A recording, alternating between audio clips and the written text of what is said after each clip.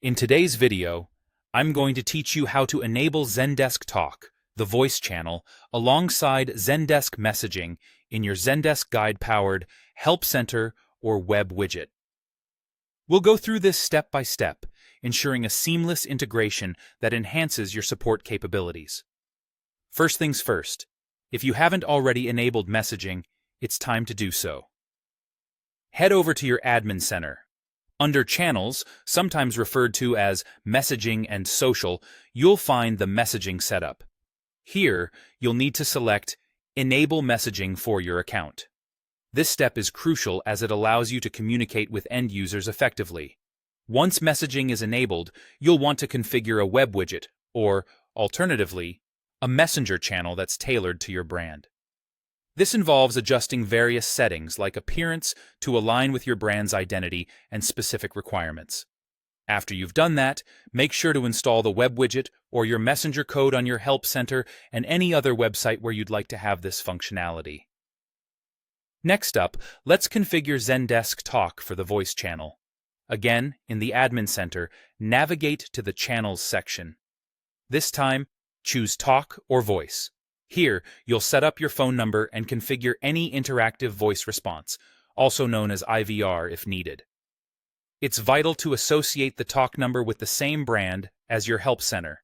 This ensures that voice calls are correctly tied to their respective brand context, which can be critical for both functionality and reporting.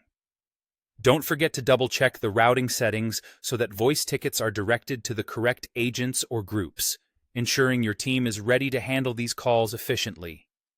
Now, moving on to make sure that your web widget and Help Center are well integrated, check your Help Center theme or layout.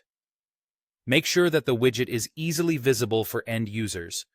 It should be simple for them to initiate a conversation through messaging and also view additional support options, like a contact phone number if you've chosen to display them.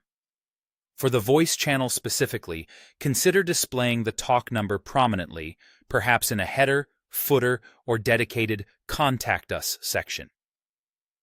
It's important that when customers call, you have a system in place where a ticket or chat is seamlessly created in your support or agent workspace. Finally, let's talk about routing and handoff between channels. When it comes to messaging, conversations will automatically generate tickets, allowing agents to pick them up easily within the agent workspace.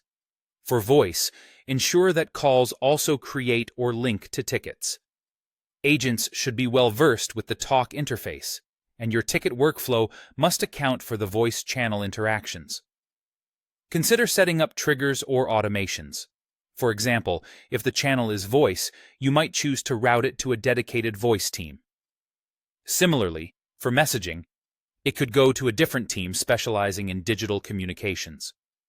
In a multi-channel environment, you might want to allow issues to escalate between channels, such as switching from messaging to voice, depending on the complexity of the issue at hand. And there you have it. By following these steps, you'll enable a robust support system for your brand, enhancing communication with your customers across both voice and messaging channels.